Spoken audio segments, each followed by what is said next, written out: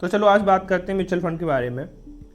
तो mutual fund होता क्या है, कैसे इन्वेस्ट करते हैं और आप कैसे सिलेक्ट कर सकते हैं कि अच्छा म्यूचुअल फंड जिसमें हाई रिटर्न हो, कौन मैनेज करता है म्यूचुअल फंड को, और क्या स्ट्रेटजी रहती है म्यूचुअल फंड की, और क्या NAV क्या होता है, SIP क्या होता है, एक्सपेंशन रेशो क्या होता है, इस सब के बारे में आज हम बात करेंगे डीपली। अगर आप सोचते हो कि सेविंग अकाउंट में डिपॉजिट करना इन्वेस्टमेंट है तो ये गलत सोचते हैं आप, क्योंकि सेविंग अकाउंट की 4% इंटरेस्ट रेट होती है जबकि इन्फ्लेशन मार्केट का 5 से 8% तक होता है। इसकी वजह से जो आपकी डिपॉजिट मनी है उसकी वैल्यू हर दिन और हर ईयर कम होती है। अगर आपको इन्फ्लेशन की डीप में समझना है तो आप प्लीज़ सब्सक्राइब करें हमारे चैनल को, जिसके लिए हम एक और वीडियो बनाएंगे जो आपके पास नोटिफिकेशन आ जाए उसका। तो आगे बात करते हैं। तो अगर आपको एक इन्वेस्टमेंट करनी है, एक अच्छी इन्वेस्टमेंट करनी है, तो 4 वे हैं इसके लिए माने जाते हैं: FD, गोल्ड और real estate and stock. FD और गोल्ड इनमें बहुत ही कम रिस्क है। रियल एस्टेट की बात करें तो मॉडरेट रिस्क और मॉडरेट रिटर्न भी कह सकते हैं। स्टॉक में high risk and high return है। अगर आप एक गुड इन्वेस्टमेंट करना चाहते हैं तो आप अपने रुपए उस जगह इन्वेस्ट करें जहाँ पर आपकी इन्फ्लेशन रेट से ज़्यादा आपको इंटरेस्ट रेट मिले। इस चीज़ को एक ट्रू स्टोरी से समझते हैं। एक पर्सन के दादाजी 10 साल पहले पैरालाइज हो गए थे।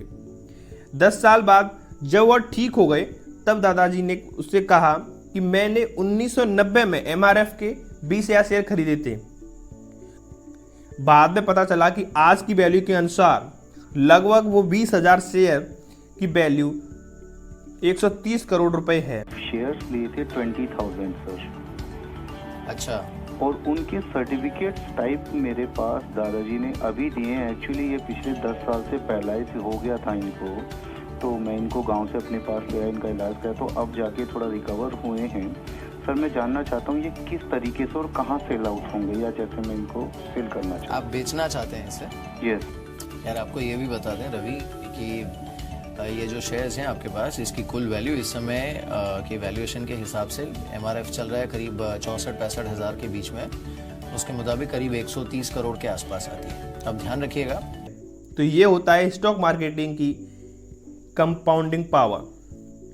तो यह देखकर आपको लग सकता है वाओ यार ये तो बड़ा आसान है, कंपनी की शेयर खरीद लेते हैं 15-10-20 साल के लिए और फिर उसे भूल जाते हैं, परंतु ये बिल्कुल भी आसान नहीं है।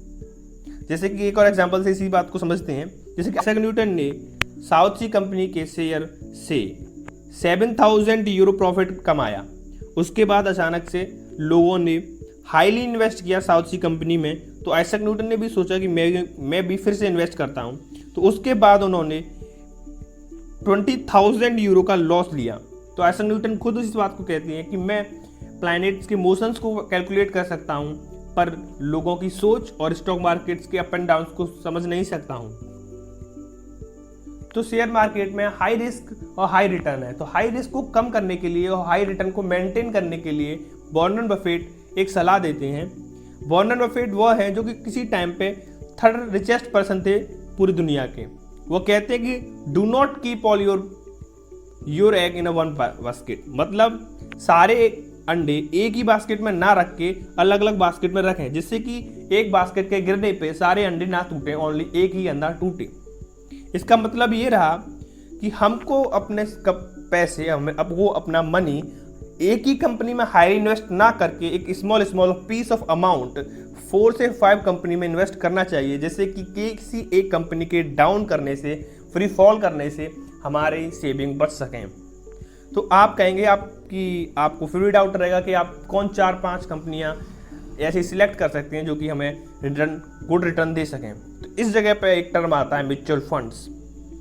कुछ एसेट मैनेजमेंट कंपनियां जिन्हें AMC कहते हैं, वह लोगों से रुपए लेकर हाई अमाउंट कलेक्ट कर फिर उस AMC के फंड मैनेजर उस रुपए का एक स्मॉल अमाउंट में इन्वेस्ट करते हैं और एक अच्छा पोर्टफोलियो बनाते हैं, एक डाइवर्सिफाइड पोर्टफोलियो बनाते हैं और एक डिफरेंट कंपनीज में इन्वेस्ट करते हैं और उस पोर्टफोलियो के आधार पर हमें अपना इंटरेस्ट रेट मिलता रहता है। एक डीपली समझना चाहें तो समझ सकते हैं। मान लीजिए 100 करोड़ रुपए इकट्ठे हो गए उस AMC कंपनी पर, हमने किसी ने 500 दिए, किसी ने 1000 दिए, इस प्रकार उस AMC कंपनी पे 100 करोड़ रुपए इकट्ठे हुए, वो 100 करोड़ रुपए वो डिफरेंट कंपनी में इन्वेस्ट करेगी डिफरेंट जगह पर। मान लीजिए किसी 3 कंपनियों में लॉस होता है तो किसी 3 का में फायदा होगा, जिससे कि एक मेंटेनेंस बना रहेगा और आपको एक फायदेमंद इंटरेस्ट मिलती रहेगी। तो एक म्यूचुअल फंड एक लॉन्ग टर्म गेम है जो कि हमेशा एक फायदेमंद रहता। Type of mutual fund, equity mutual fund. Equity mutual fund में वो म्यूचुअल फंड है जहां पर आप वो म्यूचुअल फंड्स जो शेयर में इन्वेस्ट करते हैं। ये 3 प्रकार के होते हैं। लार्ज कैप जो कि हाईली वैल्यूएबल कंपनीज में इन्वेस्ट करते हैं, जैसे कि टाटा, रिलायंस, इन्फोसिस, टीसीएस। और एक उसके बाद दूसरा होता है मिड कैप और स्मॉल कैप। और दूसरा है इसमें depth mutual fund. Depth mutual fund हमेशा गवर्नमेंट बॉन्ड में इन्वेस्ट करते हैं। एक होता है हाइब्रिड म्यूचुअल फंड जो कि इक्विटी और डेप्थ का दोनों को मिला के बनता है। और चौथा रहता है आखिरी टैक्स सेविंग म्यूचुअल फंड। अब बात आती है कि मैंने एक म्यूचुअल फंड में इन्वेस्ट किया तो क्या हम उसे बीच में ही विड्रॉल कर सकते हैं अपने एक टाइम। मान लीजिए हमने एक म्यूचुअल फंड लिया 1 साल के लिए और आपको उसे अभी निकालना है कोई इमरजेंसी में, तो वो निकाल सकते हैं। हाँ, हम जरूर निकाल सकते हैं, बस थोड़ा सा कुछ अमाउंट आपको उसे पे करना पड़ेगा अर्ली एक्सेस के रूप में, क्योंकि आप उसे उसकी टाइम पीरियड से पहले निकाल रहे हैं। So in the mutual fund like these stock price of a companies similar for a NAV means that, इसका मतलब ये रहा कि जैसे कि जब आप किसी कंपनी के शेयर लेते हैं तो मतलब मान लीजिए कि आपने VI के शेयर लिए, 42 का VI का शेयर है, तो 42 रुपये आपने दिए और 1 VI का शेयर लिया। इसी प्रकार जब आप एक म्यूचुअल फंड में इन्वेस्ट करते हैं तो आपको वो NAV देते हैं, स्टॉक के बदले NAV। तो सिमिलरली एक स्टॉक की तरह NAV है, इसीलिए कोई भी डरने की जरूरत नहीं है। Don't square.